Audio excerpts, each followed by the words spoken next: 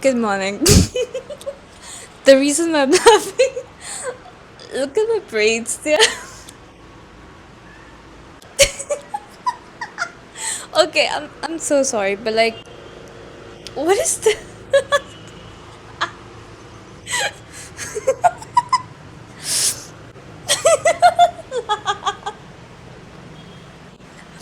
I have no idea why my braids are doing that, but anyways, it's a good thing to laugh. It's better to laugh than cry. No, I mean even crying is good, in my opinion. I'm having my bitter coffee after I think almost a week because I was sick and I had acid refluxes and my throat was kind of inflamed because of that. Imagine having a dry throat because of acid refluxes. I mean, anyone can imagine that. So I was sick and I was reminded of my mortal vulnerability. Being sick kind of reminds you how vulnerable you are and how mortal you are. What's the word? It humbles you, right? I feel quite humbled after being sick. I felt like I was dying, honestly. I had acid refluxes, then I got periods. Thanks to that, my stomach was more bloated and it was doing all the gymnastic that it was able to do. And then I had cramps. My whole body was in so much pain, and I was like, am I dying? Can I just die? Because I again, these braids, why are they pointing over there? Like, क्या बकवास कर रही मैं? Anyways, because of being sick, I wasn't able to read much, but I was able to finish reading John of John, which was a great read. I really enjoyed it, and I cried so much while reading the last 78 pages of it. It's been some time since I've read classics. I decided to read three classics at the same time. Yes, that was a conscious decision I took, and I don't think that's really a problem. I don't feel overwhelmed yet. I feel like we often underestimate ourselves because I was wondering if I'm putting too much pressure in my brain or not. I mean, I have to study for my job exams and do all that stuff for sure, but it's not like I'm trying to read all these books in a time crunch. I don't think so. I'm currently reading 4 books. I'm back in this loophole again. I think you already know that I'm reading The Story of Philosophy. I couldn't make any progress since the last time I read it. Yeah, I was sick. And then where's the other book? Yeah. Um, I think I'll start with this one. So at least 2 of these classics are a part of my personal curriculum. The first classic I'm reading is The Idiot by Fyodor Dostoevsky. I'm now on page number 32, and I'm not gonna lie, but I literally spent an hour arguing with Dostoevsky because I just did not agree with something that he said. I mean, he talks about how, the psychological torture of the condemned who get the death penalty is more morally wrong or ethically wrong because at least the victim who is killed by the murder has hope until the end, but the person who is condemned to death doesn't. And I don't really agree with that because I feel like he is not really addressing the whole picture. He's only talking about the condemned as if the condemned didn't know that he was making a conscious decision to kill someone. And again, we do understand that these situations can take place within different contexts. As I'm coming from a modern bias, I think our judicial system has a way of understanding or addressing these contexts, even though it depends on whether we can prove it or not. Evidence is more important. But I have like 3 pages of me disagreeing with him, and kind of like basically both of our arguments are different because I'm thinking about the overall picture of morality of death penalty and even the justice for the victim. I think his own experience has influenced the way he sees this thing because the justice system of his time was obviously not fair and he was condemned to death until the last moment. So obviously he has a very different view than mine. So yeah, it was fun arguing with a dead man. I mean, I love Dostoevsky, okay, and I like to have deeper conversations with the authors and explore different aspects of kind of the same topic. I'm going to take my time with that because it's going to be a longer read. And is the other book I'm reading is 1984. The main reason why I picked it up is because of Stephen Fry. He's one of my favorite audiobook narrator. The man is so good at narration, and I found his audiobook for 1984 and I was like, I need to read this book. I became a huge fan of Stephen Fry last year when I was binging Harry Potter. I listened to every audiobook that he has ever narrated, and I hope he will narrate more. He's just such a good narrator. The third book I'm reading is Jane Eyre. I devoured the first 50 pages yesterday and I have been reading it since. I started the morning, I had my breakfast, and I was still reading it. And I just love how Jane is this blunt child who speaks her mind, and it's very refreshing, and who is also brutally honest about everything. So I'm really enjoying it. Oh, I forgot to mention whether I'm enjoying this book or not. I am. By the way, you may see that I have a lot of tabs already. I'm looking more into the psychology of 1984 than the politics. There's a lot of behavioral and social psychology that could be seen in this. So I really want to explore the psychology that is being applied in here. Now coming back to Jane Eyre, I'm now 64 pages in. I just cannot put this book down. I really want to keep reading it, and I love how introspective Jane is. I also love how emotional and vulnerable it is at the same time. Because Jane is very lonely as a child, and she had this one person or one adult who saw her as a kid, and even though she was not the best adult to have around, but still she was someone who actually thought of Jane as a child, and Jane really cared about her as well. She loved her singing. I'm talking about Bessie, by the way. If I remember it correctly, when I was reading this chapter on developmental psychology, there was a part which said that people used to think that children are actually adults, but in a very small form.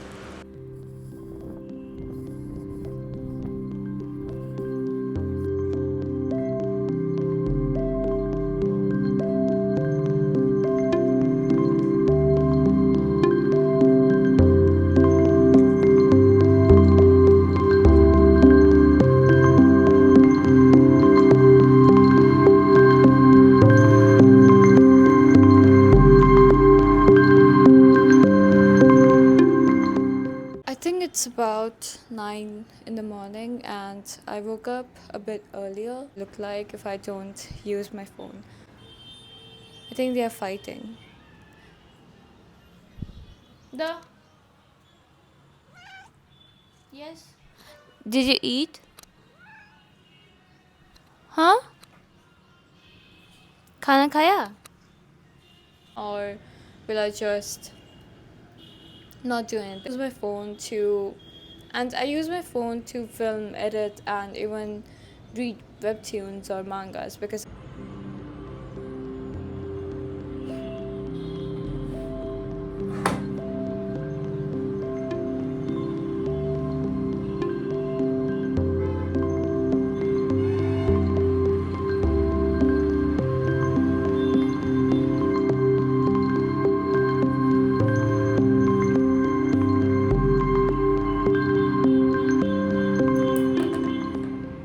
good morning. I was making a spread or doing common journaling. I don't know, whatever you want to call it. So the topic I kind of looked into was how Advaita Vedanta is like related to certain concepts of psychology, because one of the things that I came across is that Brahman is the only reality. The world is an appearance, and your true self, Atman, is none other than the Brahman. So, what do you mean by Brahman, first of all? It is the ultimate unchanging reality, which is singular foundation upon which all existence rests. It's not an object that you can find. I was watching the Alex O'Connor's interview with Swami Sarvapriyananda, and one of the examples he's giving is about a gold shop, which could be, like the ornaments of the gold shop is the world, and these different ornaments are coming in different shapes and forms, but the reality is that they are all made of gold. Isn't that like human beings too? We have different culture, countries, nationalities, and we all come in different shapes, forms, but at the end, like, we are still human. When I was trying to understand what exactly is Brahman, it's like you will never really find it like an object. It is something that you are, like you are the reality. It is described as mostly pure consciousness, awareness that allows you to see the world. So then I started connecting it with the idea of the collective unconsciousness, which was given by Carl Jung, who was inspired a lot by the Indian philosophy. So here I was trying to compare what if this Jungian idea and Advaita are kind of related? I mean, obviously, yeah. So here the psychology is trying to integrate the ego, while Advaita Vedanta is talking about transcending it.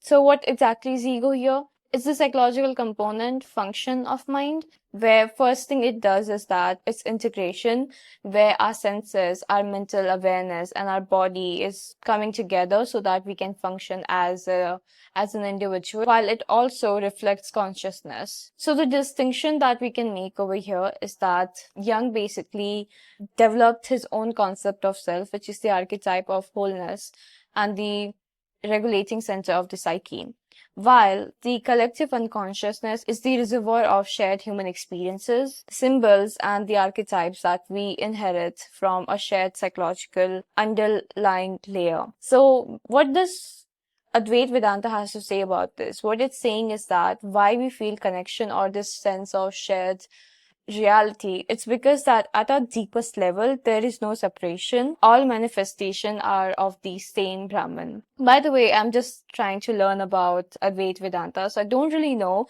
but it is the classical Hindu non-dual philosophy positing that the individual self and the ultimate unchanging reality are identical.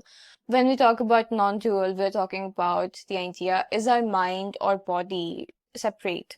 It's the one of the most basic question that psychology also tries to ask. We have a lot of thinkers like from the Western side, from Plato to Aristotle to Descartes, and who try to understand whether the mind or the body is separate or not. So here, this is like the Indian version. It's actually trying to even extend over it, because it's not just that the body and the mind is separate, what they are actually the same, but I mean there's more to it. So in Sanskrit, the word Advaita translates to not two or one without a second. Anyways, the other concepts I was able to kind of relate was the phenomenological. I can't pronounce it, sorry. Phenomena, Phenomenally, quality research approach the study of pronunciation. Phenomenology. Phenomenology.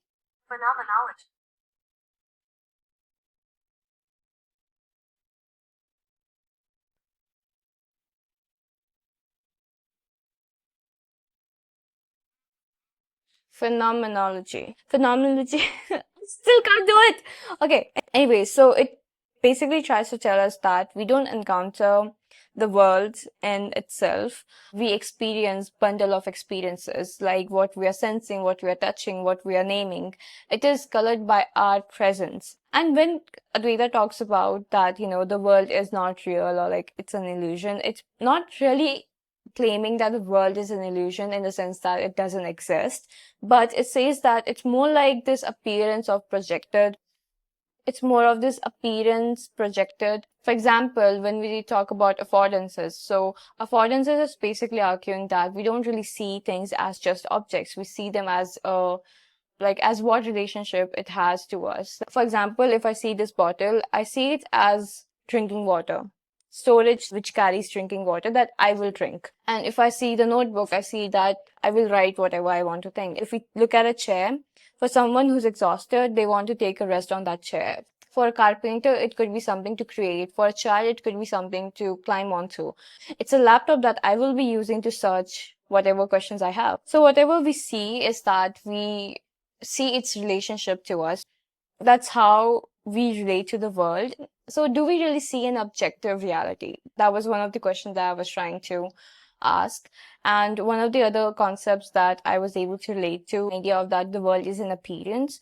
One is the constructivism and how we try to make meaning. So in cognitive psychology and in education psychology, we try to actively construct meaning. We are not just absorbing objective reality as it is, because we're trying to make sense of these things. So in Advaita Vedanta, it talks about the ego, which is the ahankara. It is the psychological filter integrating the sensory inputs into a coherent individual experiences. But the distinction that we can make that Advaita Vedanta is a philosophy. It's a school of thought, while psychology is trying to understand the mechanism of the world. So it's like in the realm of the known and the knower. Here we talk about the perceptions which are being formed, how they influence us, how they function, how they impact our behavior and our mental health.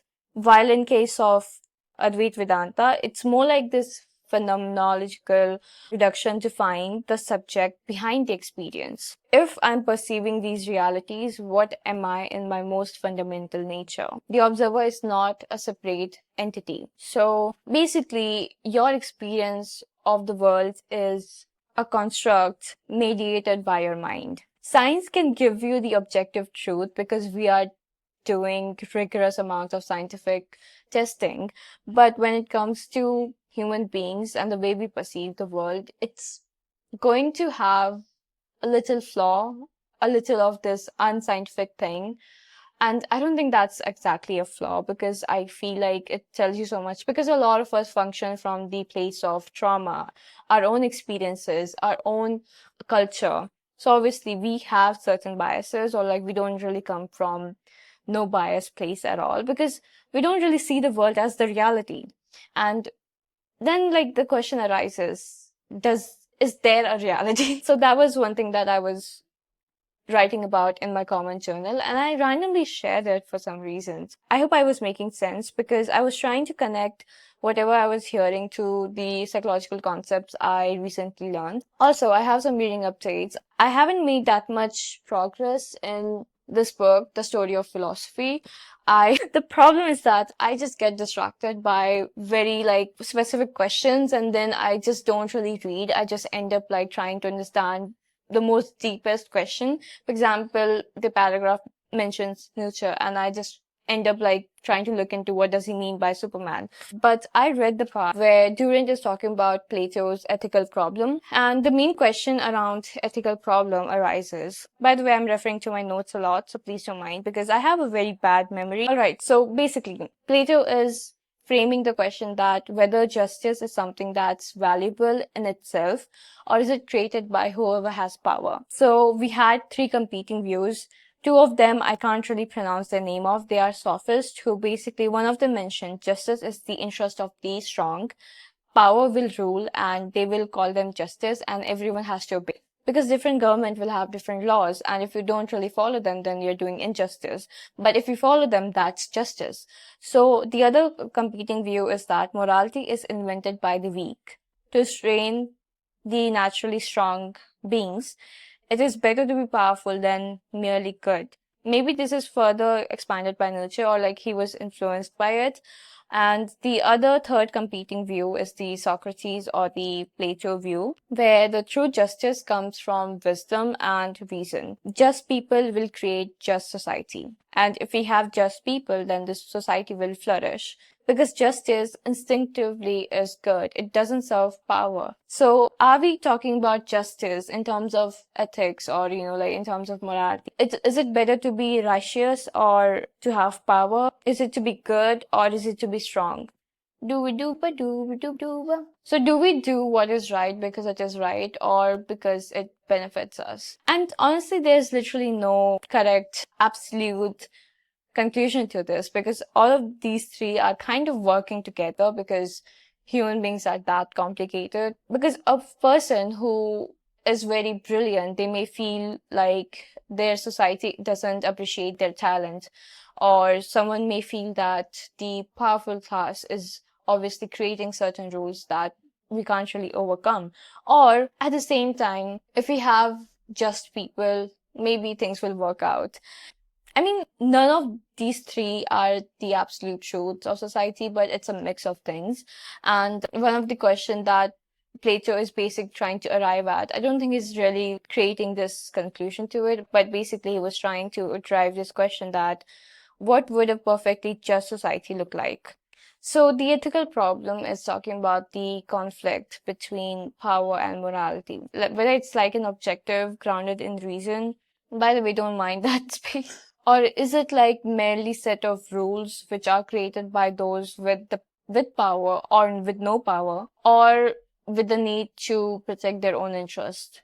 So that was the ethical problem. I will be starting the political problem soon, and I have started it. It starts with the topic of if men were simple and an anarchist communism would suffice. He, for a moment, gave this imagination a rein. In this part, he basically talks about what will happen if people will have no state, they are classless, and the property is collectively owned. Here, he basically is asking, why is it that such simple paradise as he has described never comes? Why is it that these utopias never arrive upon the map? He answers, because of greed and luxury. Men are not content with a simple life. They are accusative. I hate English sometimes. Like, I just can't pronounce things. Kidding. Because this is the only language that I can write in. I can't write in Hindi properly. So, acquisition. Huh? Acquisition. Okay. Acquisition. I can't pronounce the shit, man. Accusative. Accusative, ambitious, competitive, and jealous. They soon tire of what they have and pine for what they have not. And they seldom desire anything unless it belongs to others. The result is the encroachment of one group upon the territory of the other, the rivalry of groups for the resources of the soil, then war. Trade and finance develop and bring new class division. Any ordinary city is in fact two cities, one the city of the poor, the other of the rich, each at war with the other, and in either division there are smaller ones. You would make a great mistake if you treat them as a single state. This is so interesting. But let's see, how it goes, what exactly I will learn further. I'm so excited. And I also have made some progress in Jane Eyre. I am now on currently 328. One of my goals was to complete 2 classics, but things are going in a different direction. The other thoughts I have been having was about trauma and how it impacts. One of the ideas that I was discussing with a friend was, how you don't really have to forgive the people who have hurt you. And I mean, you can empathize with them, but it doesn't mean that you can't empathize with yourself. You can accept that they have hurt you while they may have their own reasons to do that. Like, you can empathize on that premise, but you also have to acknowledge your own pain and what you have experienced.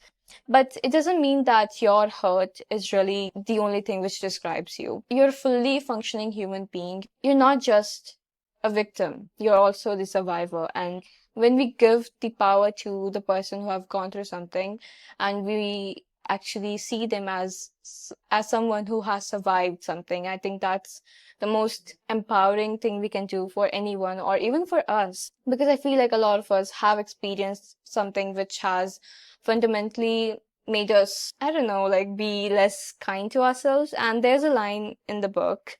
It goes something like, I am no free bird.